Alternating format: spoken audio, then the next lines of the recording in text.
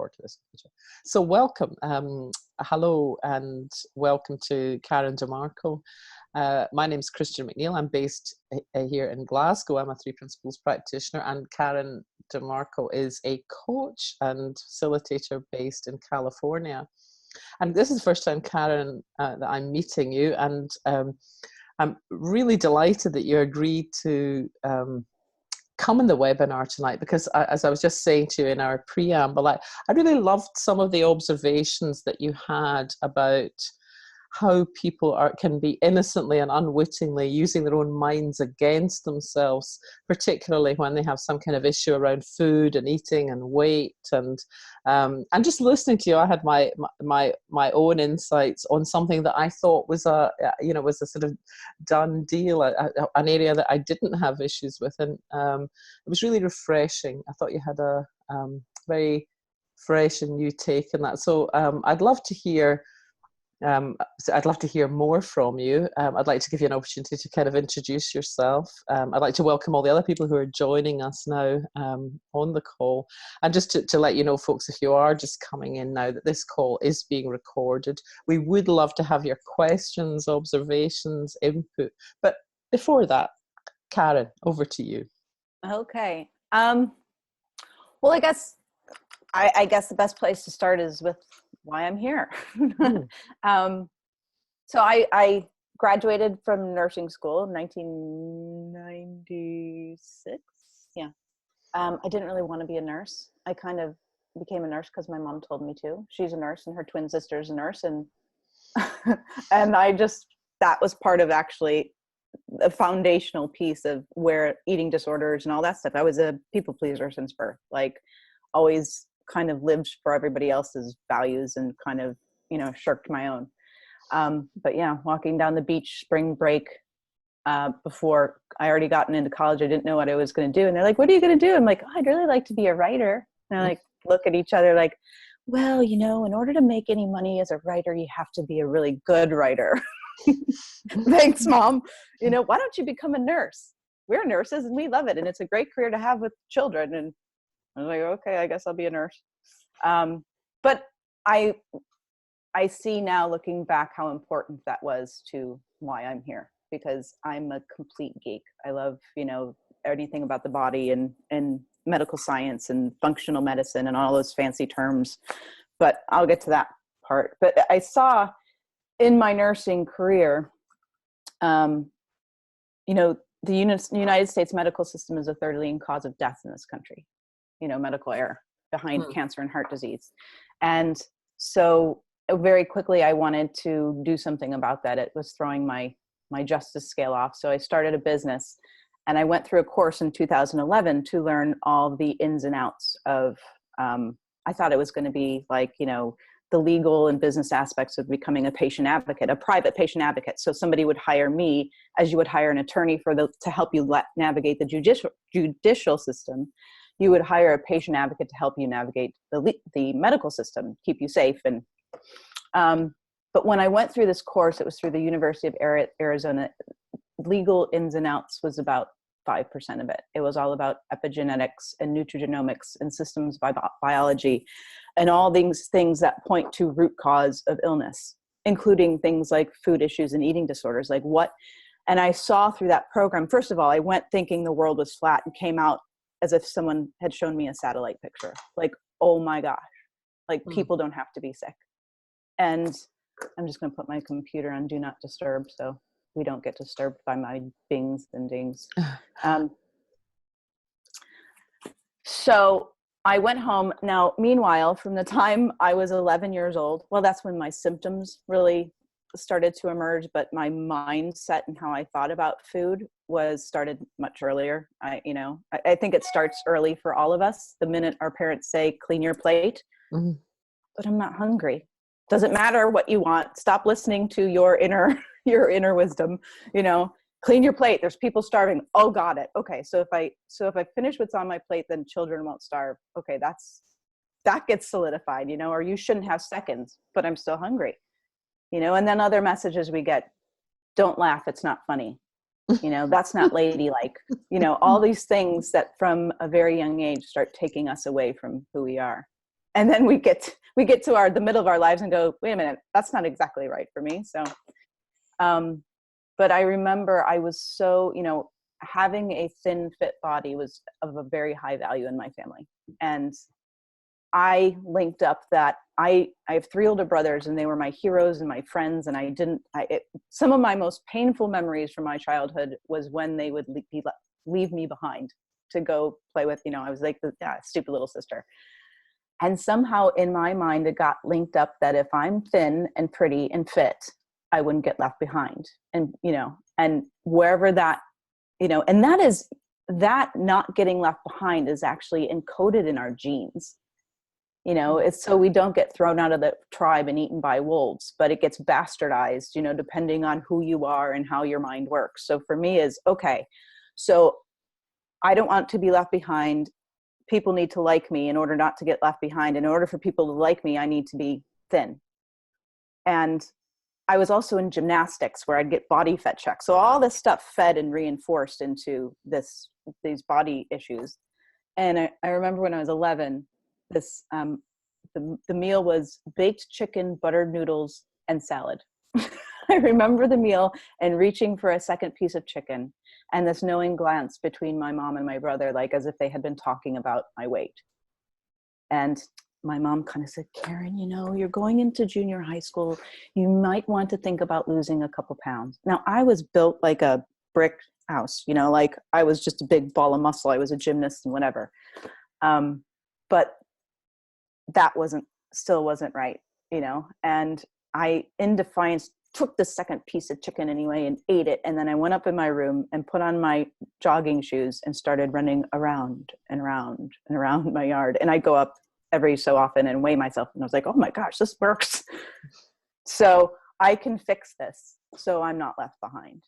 And that began a lifelong, from the age of 11 to the age of 37. I remember the day it began. I remember the day it ended. And in my it almost killed me a couple times and, all that stuff. But I got a measure of white knuckle control, as we all do, whether it's an addiction to alcohol or addiction to gambling or sex or food. We all in our lives get a measure of white knuckle control. And that was my life. It was all day long, every day, before my feet even hit the ground. What am I going to weigh? What's the number on the scale going to say about my value today? And so the thinking didn't go away, but at least I was safe. And there was all this focus, because if I get too low, then that might hurt me. If I get too high, then I might be left behind. But okay, in this safe zone, I'm not going to die and I'm not going to get left behind. But that was my life all day, every day. And I had become so accustomed to thinking that way that I didn't even hear the noise. It was like white noise. That was my life. And then in 2011, after I came home from that program I was talking about, where I learned all about people don't need to be sick, I actually saw how sick I was. I mean, by that time, I was already diagnosed with chronic fatigue and, maybe fibromyalgia, because I had these wandering pains all over my body, and I had brain fog and ADD and, all these diagnoses that as a nurse I rejected, and especially now because I knew there was a root cause to all of it. But it was like the level of white noise came down to a loud roar when I came back from that program, because it made me look at myself and my life and go, oh my gosh, I'm a mess. I'm 37 and I'm exhausted. And I can't remember to send my kid to school with a lunch. And my child is the only one on Halloween without a costume because I don't know what day it is. And I would hide and, because I don't want people to not like me or be left behind or think I'm that mom or whatever. I hid all of this pain and exhaustion. And it was this moment I just kind of collapsed. I call it my puddle of snot and tears moment. I collapsed in a puddle of snot and tears on the floor of my master bedroom closet. And I was just like, I can't do this anymore. And it was in that moment, suddenly I'm okay with being left behind. That thing that had run my life forever. I was just like, I'm going to be left behind. And it was a moment where I was just like, I thought I was actually going to die if I became okay with people leaving me. But nothing about my life changed. And I spent 2 weeks in like this space. And nothing about my outside circumstances changed, but everything changed. And when that gestalt or that foundation piece kind of unraveled itself, then everything else downstream, I was like 3 weeks later, I was like, oh my gosh, I haven't even thought about food. I mean, and I'm not tired. And I can remember stuff. It's like, it was now what I come to understand as a radical remission from all of these, you know, lifelong eating disorders and chronic fatigue and Lyme disease. I had Lyme disease too, by the way. And that all the symptoms of that kind of started to unravel. And now I know years later, because then I started helping other people to see what I saw and finding out what happened, researching radical remission. And I see now that it was all these things that we kind of pass over as, oh, stress, you know, chronic stress, whatever. We have no idea. I'm sorry, I squirrel. I call that squirreling when I start. It's called the mind-body connection, but that is a misnomer, because to say those two things are connected means they're separate. It is just the mind-body. What goes on up here has a profound effect on our biology. And we overlook things like cognitive dissonance. Cognitive dissonance is when your outward actions don't mirror your inward values and beliefs. You're saying yes when you mean no, or no when you mean yes, or whatever. That causes friction in the nervous system that causes massive amounts of inflammation.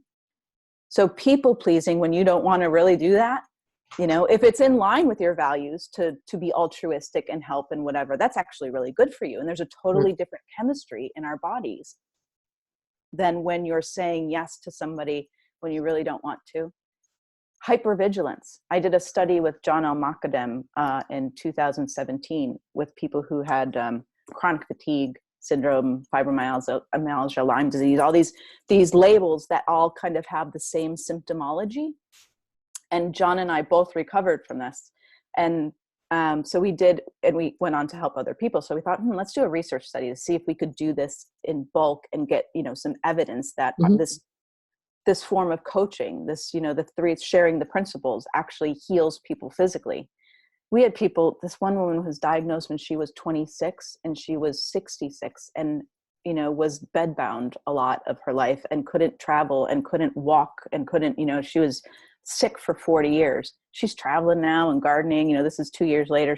There was a guy who'd hadn't climbed a flight of stairs since 2007 and had been in a wheelchair since like 2012 or 11. He's walking and skateboarding and whatever. And we didn't use supplements. We didn't test. We didn't do diet change. We didn't say pace yourself or start an exercise program or anything. We just shared how much this has a profound effect on our bodies. So to bring it back home to the body and food, and then I'm going to shut up. All of that time that I spent in my life focusing on diet and exercise and food, thinking the answer was there, it was never there. It was all upstream, and I didn't have to do anything.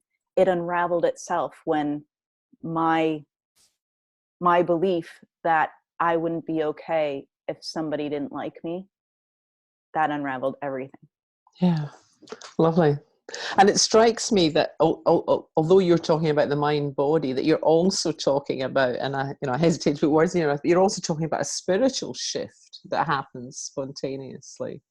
Because I'm identifying with that. You know, it's very like what happened to me at the end of my drinking. I just can't do this anymore. I caught sight of myself and the mess that I was, and I just had to give up. You know, and that was a life-changing moment. I didn't know then it was going to be, but it turned out, in retrospect, nearly 30 years on, that's what happened.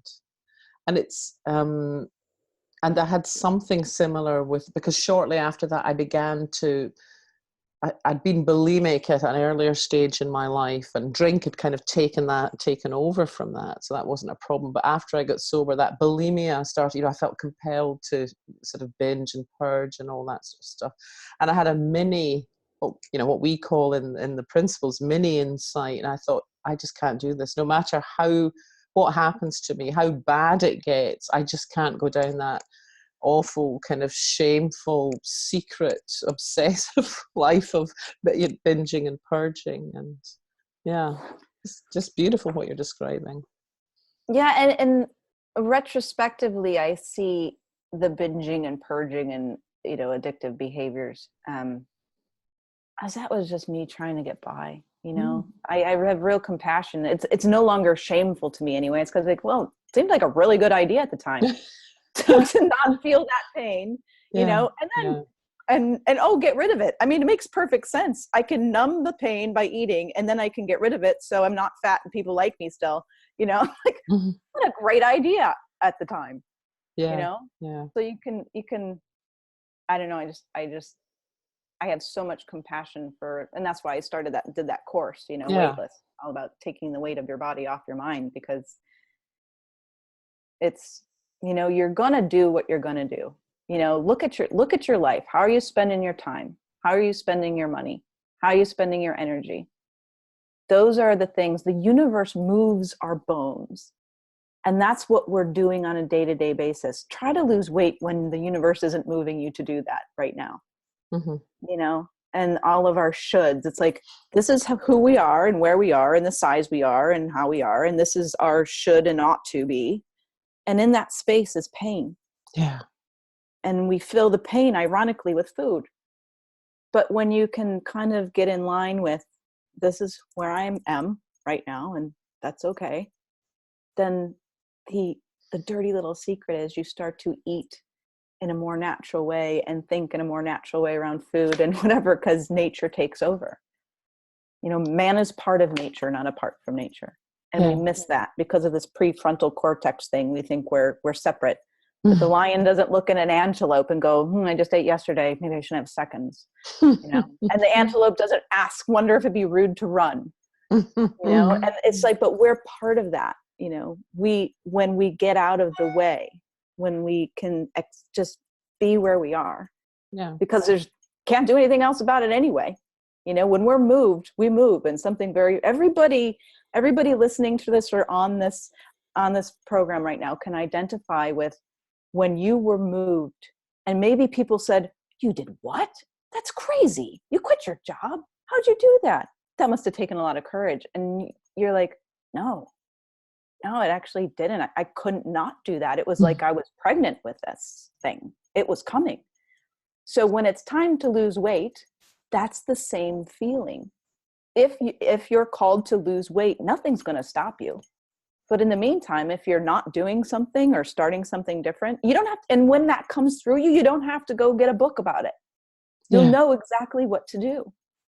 But in the meantime, you are where you are and who you are, and why wait for life to begin until I'm here, you know? Yeah. It struck me the previous time that I heard you sharing, and again today, of just how much time and energy on a daily basis people spend, and, you know, including me in the past, in that bit, as you described it, in the middle, that bit of, you know, fighting what is, striving for something that isn't, comparing, contrasting, judging, and what a colossal waste of energy, what a colossal waste of this gift of life. Sorry. Go for it. You were asking me before you hit record about, or talking about the insulin thing. So I can see very clearly, that's kind of my wheelhouse, because I love to put these things together. It's the only way, Christian. Like, so for instance, in regard to weight loss, okay? So we fight ourselves in where we are right now. So say somebody's just got this up, like before the feet hit the ground, what am I going to weigh? Oh, you know, I'm 2 points less valuable today, right? And then you put on your clothes and you're like, oh, my back fat. It's tragic, you know, oh. And then it's just like all day long, oh, what am I going to, maybe I should skip breakfast. No, I'm really hungry. I ate breakfast. Oh, I shouldn't have eaten that. Okay, I'm going to skip lunch. And oh, what am I going to have for dinner? And it's like, oh, we're going out tonight. I better go online and look at the menu so I can strategize, because I can't be trusted. That's what you hear. The noise, blah, blah, blah, blah, blah, all day long. But what happens is that hypervigilance about our weight Mm. or how we look or what people think of us creates a stress response. You can't help it. The body doesn't understand that it's not about this. The hypervigilance isn't about finding food or water or shelter or protecting my family. It just thinks like, because it's only designed for one thing, in your survival. So it doesn't know that you're worried about your back fat. You know, it just gets the signal. So it creates a stress response. Now I'll do this a couple times, but this is the irony. Okay. So you think you should lose weight. You're hypervigilant about losing weight. You just create a stress response. A stress response releases cortisol. That's your major stress hormone. Also, you know, epinephrine and adrenaline and all that stuff like that. But let's just focus on cortisol right now. Cortisol, one of cortisol's major roles is to release energy from the cells. You're stressed, you need to go walk a long distance to find food or shelter, whatever. Okay, my body's on my side. It's going to give me energy to do that in the form of glucose. Releases glucose from the cells. Glucose increases our blood sugar that we're meant to burn off because the body thinks it's doing us a favor and giving us energy to go walk or fight or do whatever. So, okay, you're stressed, here's cortisol. Cortisol releases glucose, blood sugar goes up. But we don't walk anywhere. We just sit and, oh God, you know, we don't burn it off. So the body has very strict controls about blood sugar because blood sugar that's too high is like battery acid to our organs and tissues and stuff like that. So it releases insulin to bring the blood sugar back down within normal range. What does insulin tell the body do? Store fat. So all day long, there's a cycle: stress, cortisol, increased blood sugar. Oh God, it's too high. Insulin, store fat, store fat, store fat, store fat. So our hypervigilance about how we look and our weight is like eating all day long, or at least it's signaling to the body to store fat all day long, which in turn makes us insulin resistant. So the body has to release more. So we tend to put on more weight, and then we get things like metabolic syndrome and diabetes type 2. And, you know, that's why stress causes insulin. When I worked in the hospitals and people would get like heart bypass surgery, I used to recover heart surgery patients. Very difficult, very touch and go that first 12 hours when somebody comes out, and they're always on an insulin drip. Because their blood sugars get so high because their bodies are so stressed from the surgery that they come out of surgery on an insulin drip that's going right into their IV to help their bodies keep their blood sugar at a normal level. Interesting. So that's the story of one kind of hypervigilance and how it works against us. Where when you relax into the moment, accept where you're at, kind of wait to see if it occurs to you, if something moves you to do something about your weight or not. But in that period of acceptance, you find that, oh, I'm eating differently. I'm not eating when I'm not hungry, you know? And it's just, we're biologically rewarded for chilling the hell out. And isn't that lovely? I mean, isn't that lovely? You know, that the first thing to do is not, you know, get on the treadmill or get some, you know, sort of ex-army personal trainer that there is so much power just in tuning into that quiet within, tuning into that essential self that we are, and that there's so much leverage in that. Yeah, lovely. Karen, I don't know if you want to open it up to some questions. I don't know if anybody has any questions, but it'd be very nice to hear from some of the other people on the call, and you know, we do have a number, and it'd be lovely to hear that. What brought you along tonight? I'm saying tonight because it's night here in the UK. I would love to. I love questions because, like I told you, I need bumpers because I could go off on one. So questions help to focus me. Oh, that's excellent. So anybody have any questions at the moment,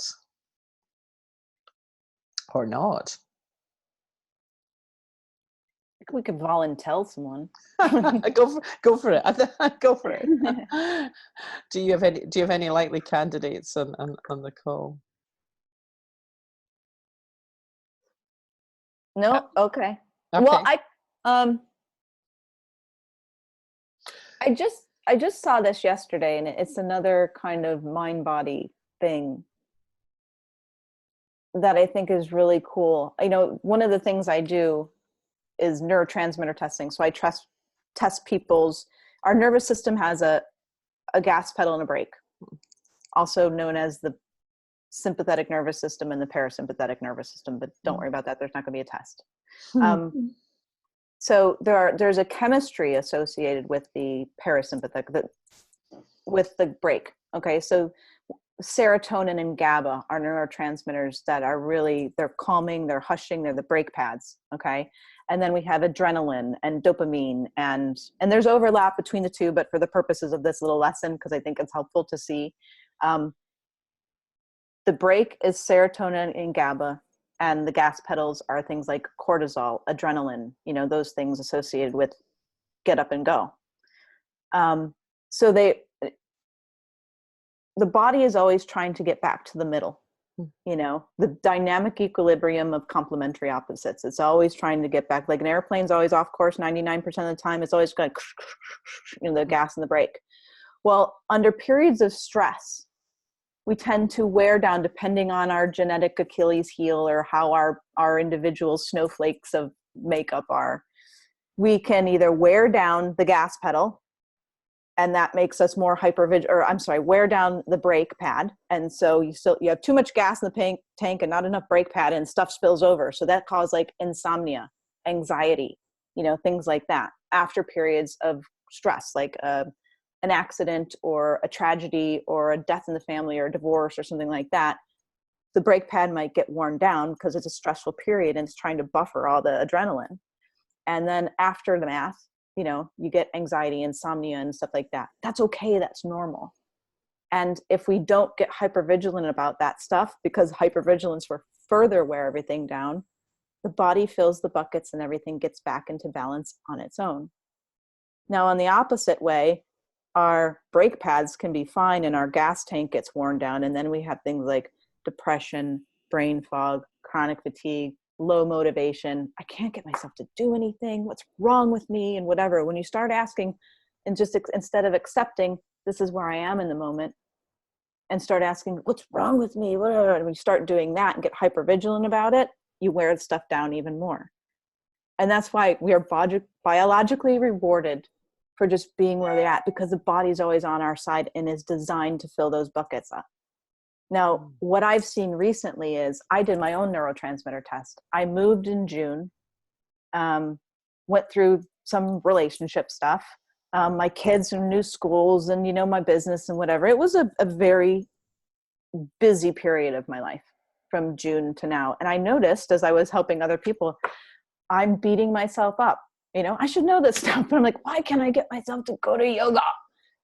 Why can't I get myself to write? I should be writing every day. And blah. So I noticed this and I tested my own neurotransmitters. Sure enough, all the factors for motivation are low. My serotonin's low, my dopamine's low, my PEA, again, no quiz, but these are all a chemistry that are associated with being motivated. When they're low, it's like lassitude. You don't feel like doing anything, but it was so kind to see that test and go, oh, instead of in the past, I would be like, oh God, I got to fix that. I got to, supplement to bring those buckets up again for my body, because obviously my body's not on track and nature's failing me. So here, I'll take over. But now I look at that as, oh, I'm not supposed to be motivated right now. And chill out. You're not supposed to be going to yoga every day now and whatever. Your body needs to chill out. And it's nature's, that sees all inside out.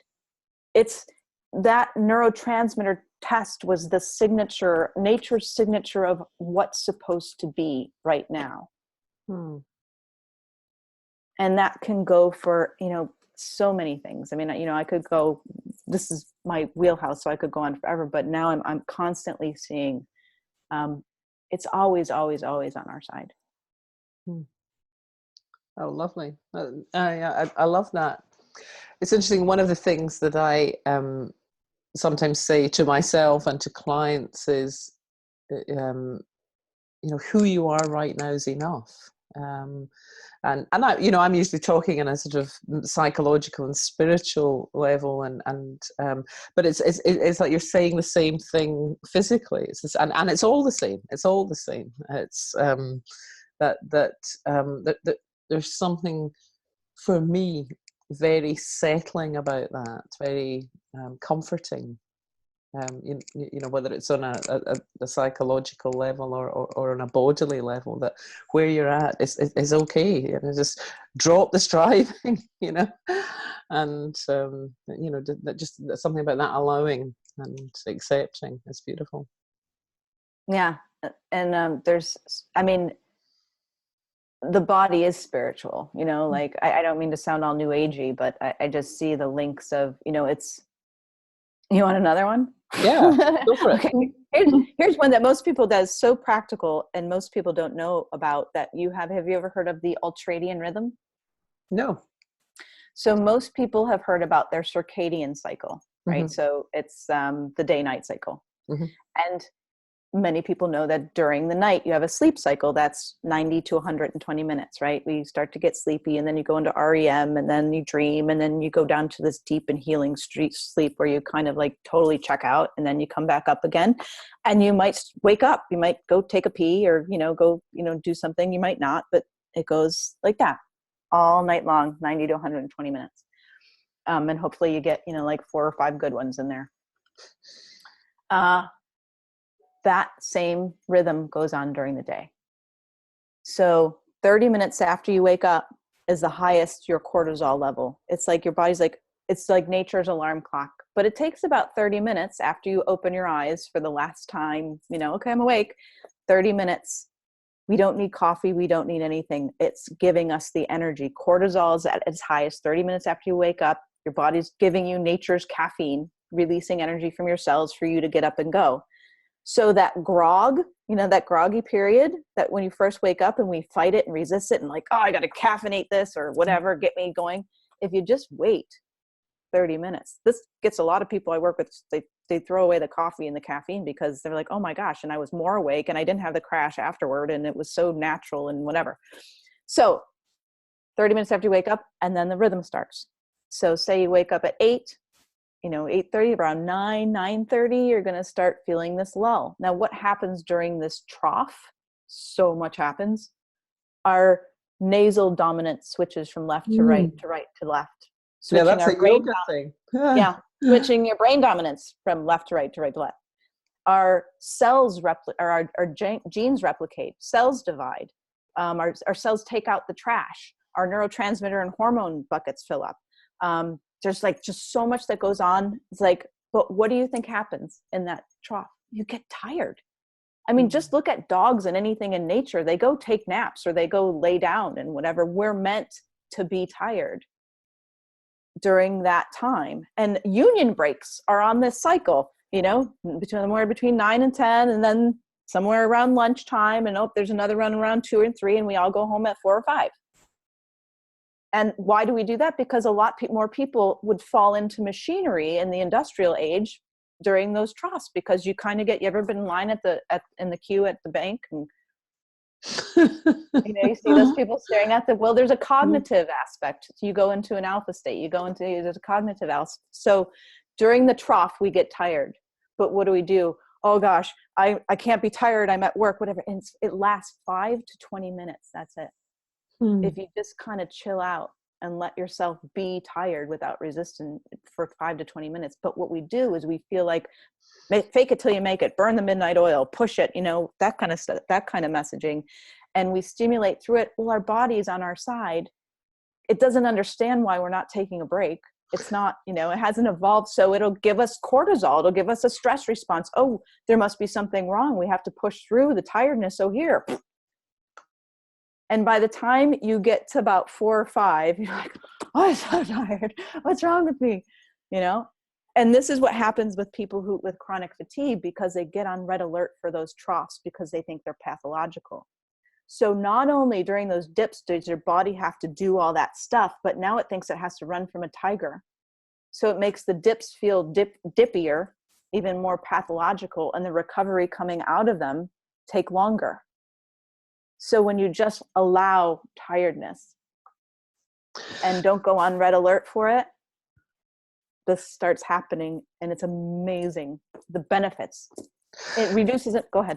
I was just going to say it's so interesting. Of two things, because one is I notice particularly in the afternoon that that trough, and often when I can, I have like a 5 minute sleep, but it's just whatever the body. I'm not setting an alarm. It's just what my body takes, and it feels amazing. I mean, it's amazing. It feels like a whole system reset, and that but I didn't know that explanation, but it also ties in with another thing that, I got this on the first 3 Principles weekend I was at 8 years ago. And it was, this idea that we all do this emotionally. We all go up and down emotionally. Now, I don't know, there was no why of that was explained, but I could see that it was true.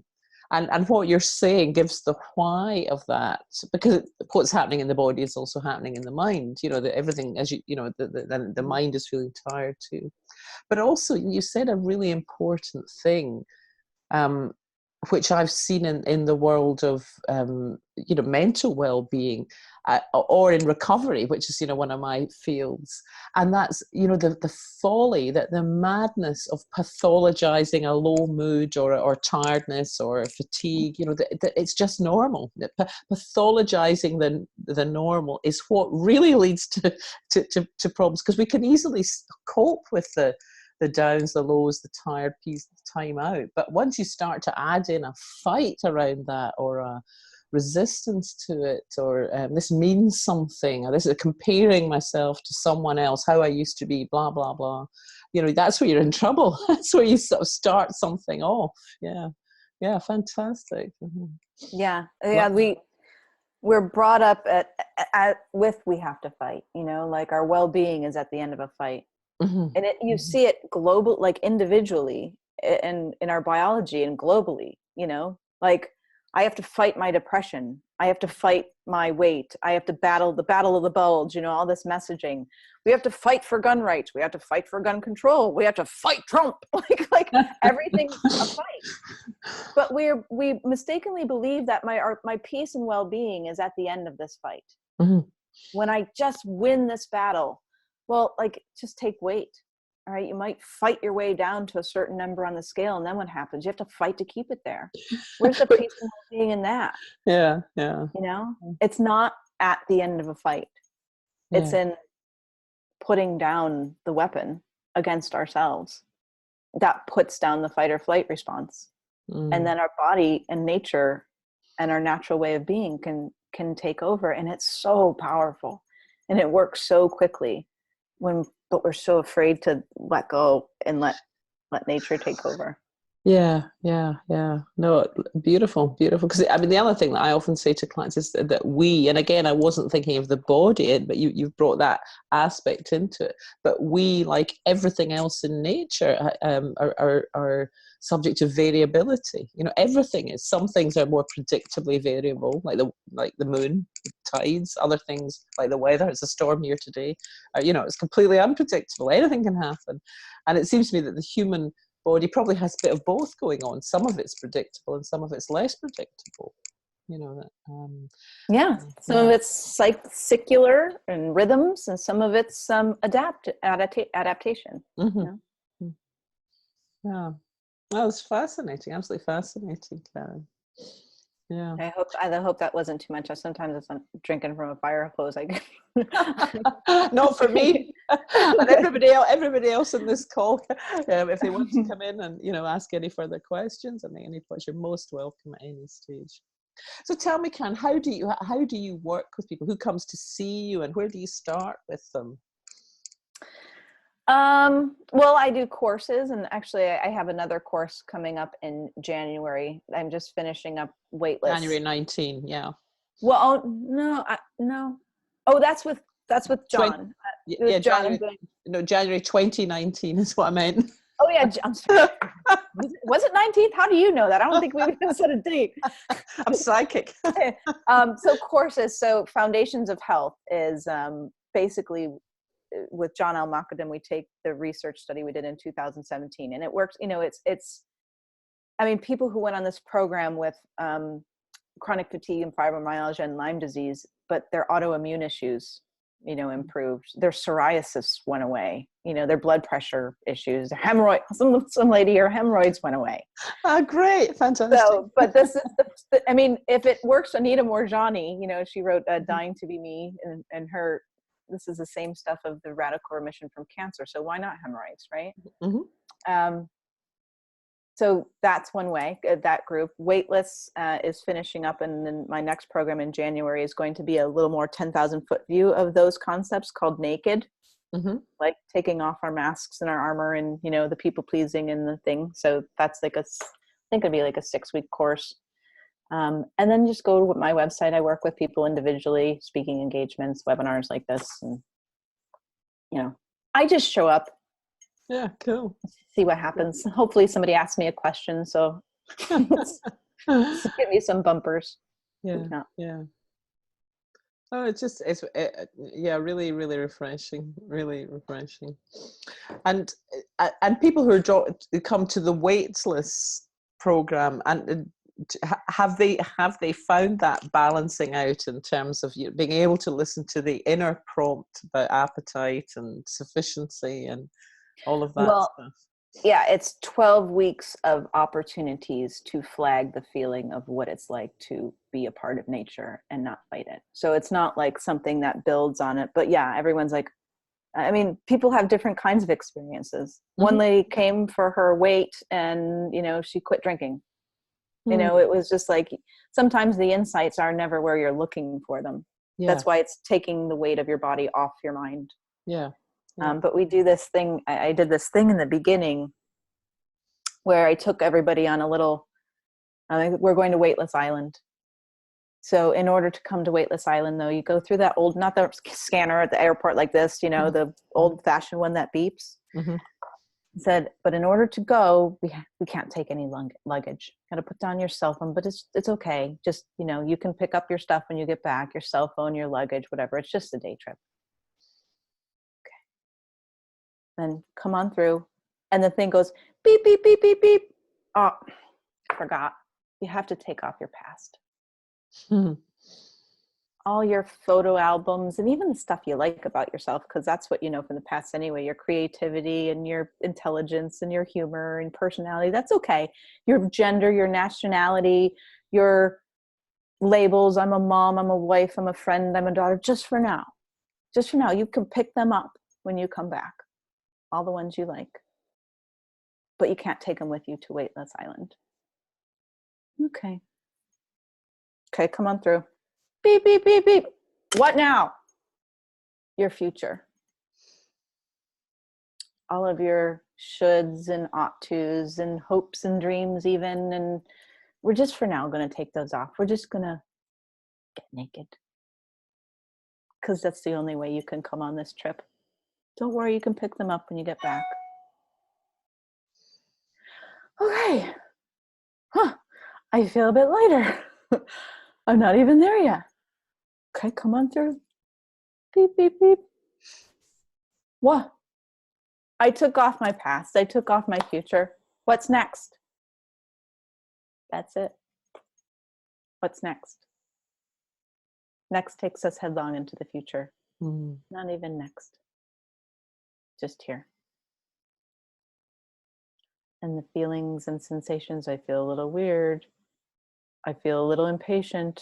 I feel a little bored. Not important. Because they're going to come and go like the clouds anyway. Okay, come on through. Okay. We made it. And we think it's kind of funny that it says waiting room. And we're waiting for the plane. And I ask a couple questions. This no past, no future, no next. Does it have a color?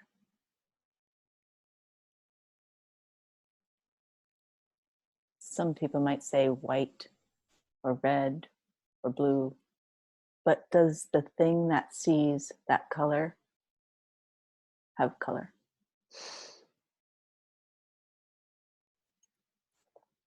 Does it have a shape? Is it getting bigger or smaller? And if the answer is, I see expansion, does that which sees expansion have a shape?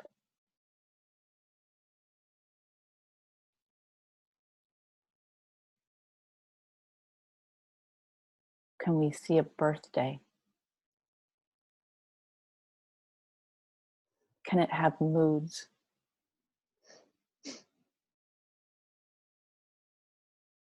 And if we see moods, does the thing that's witnessing anger or sadness or joy, can that have moods? When we get on the plane, does it leave us? Would it still be here if we didn't believe in it? Can it get sick? And if it can get sick, what sees it getting sick? Can that get sick? Can it gain or lose a pound? Would it care? Can it die?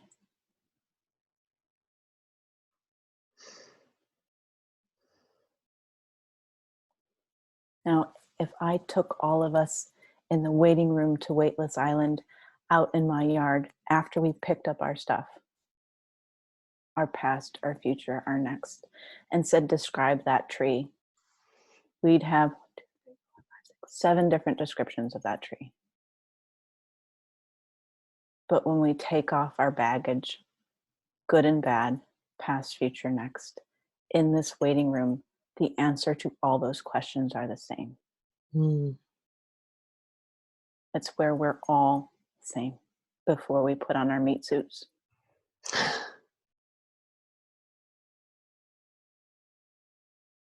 Lovely. Lovely. Powerful. That's the place we're all coming from, and the place we'll all go back to. That's how I see it. Yeah.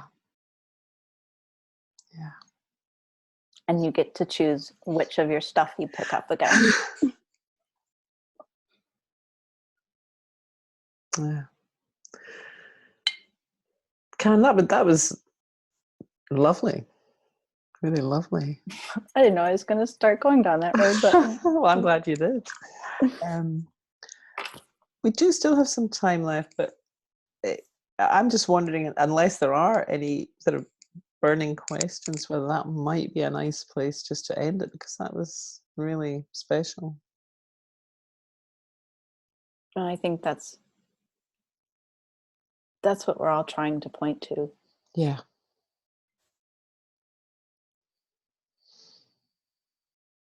The seat of our souls. Yeah. Yeah. Yeah. Karen, thank Complete. you so much. Yep. Yeah. And thank you. Sue. Thank you, Sue. Yeah.